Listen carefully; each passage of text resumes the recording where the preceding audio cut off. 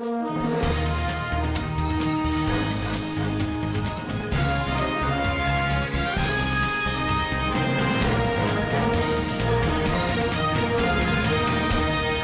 News, informé dans l'éthique.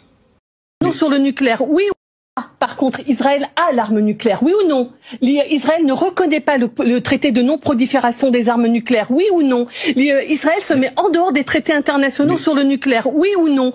Alors pourquoi est-ce qu'on ne dit rien à Israël concernant l'arme nucléaire qu'il détient, alors qu'en dehors de toute accord international, je n'accepte pas l'idée qu'aujourd'hui on déclare que Israël a le droit de se défendre alors que c'est Israël qui attaque, c'est Israël qui a l'arme nucléaire et c'est Israël qui se comporte de façon guerrière avec tous ses voisins. Enfin, Israël attaque le Liban, Israël attaque la Syrie, Israël est en train de commettre un génocide à Gaza. C'est aussi Israël qui a été attaqué le 7 octobre. D'accord, on peut pas écrire toute l'histoire à partir du 7 octobre. D'abord, le 7 octobre, ça a commencé avant. Je veux dire, le problème palestinien n'est pas le 7 octobre. Il est antérieur au 7 octobre et depuis le 7 octobre, ça ne donne pas le droit à Israël de se comporter comme elle se comporte avec tous ses voisins et avec les Palestiniens. Ils sont en train de commettre un génocide, on ne va pas l'accepter. On ne peut pas l'accepter. Nous ne sommes pas en train de devenir des rhinocéros. Moi, je ne veux pas devenir un rhinocéros. Je ne vais pas accepter de devenir quelqu'un qui soutient un régime génocidaire et qui est en train d'accepter que Israël fasse régner son ordre guerrier partout. Il ne s'agit pas d'ordre, on est dans un conflit. Aujourd'hui, c'est justifié d'aller bombarder le sud de Beyrouth. Aujourd'hui, je vous parle en termes, pardon, on va baisser d'un ton. Je suis désolée, on va baisser d'un ton, on va revenir. On ne peut pas accepter que Israël conduise la guerre partout autour d'elle. On va revenir juste sur les faits, sur l'attaque massive d'Israël menée contre l'Iran et l'Iran qui riposte. Eh ben, elle a tout dit, la petite dame. Bravo à elle, parce qu'il y en a marre que sur tous les plateaux télé, on vienne nous expliquer qu'Israël est le grand gentil et que beaucoup ne comprennent pas pourquoi aujourd'hui l'opinion publique se dirige beaucoup vers la défense de l'État iranien. Ce que vous n'avez pas compris, c'est que les gens ils défendent pas l'Iran aujourd'hui. C'est que les gens ils en ont ras-le-bol d'Israël et de toute la propagande qui est faite depuis le 7 octobre avec ce génocide en cours à Gaza qui n'est même pas reconnu comme un génocide.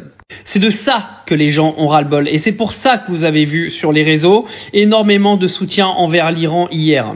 Les gens s'en tapent de ce qui se passe en Iran. Les gens veulent aujourd'hui qu'Israël arrête d'avoir le droit de faire tout et n'importe quoi et de tuer des gens en toute légitimité. Israël est soi-disant un pays qui se défend. Israël attaque le Liban, attaque la Libye, attaque la Syrie, attaque le Yémen, attaque la Palestine, colonise Gaza. Vous appelez ça de la défense? C'est l'Iran qui a attaqué il y a 48 heures peut-être? Non, c'est Israël. Alors arrêtez avec le 7 octobre, parce qu'on en a beaucoup parlé, mais ce qui s'est passé le 7 octobre, comme elle le dit, il y a des centaines, des milliers de morts qui ont été faits du côté de la Palestine bien avant le 7 octobre. La colonisation en Cisjordanie a commencé bien avant le 7 octobre. La prison à ciel ouvert qui a été faite dans la bande de Gaza a commencé largement avant le 7 octobre. Donc arrêtez de reprendre cette date comme une sorte de date qui est limite une excuse pour qu'Israël tue 16 000 enfants à Gaza. L'opinion publique l'a compris, il y a de moins en moins de gens qui gobent cette propagande absolument dégueulasse qui a qualifié tous les gens qui ont dénoncé Israël d'antisémites. Et croyez-moi que la population elle est beaucoup moins conne que ce que beaucoup pensent. Le 7 octobre, pour moi, c'est d'abord la faillite de la politique de Netanyahou. Et pour moi, ce qui est totalement inacceptable dans la stratégie de Benjamin Netanyahou et de son gouvernement, c'est qu'ils ont volontairement fait une confusion entre le Hamas et la population palestinienne. Et ça, ils n'ont pas le droit de le faire. Typiquement, ils ont fait plus de 30 000 morts. Il y a peut-être 3 000, 4 000 miliciens du Hamas à l'intérieur, et encore, on ne le sait même pas. Ça veut dire que 90% des victimes de leur guerre sont des civils. Ça s'appelle un carnage.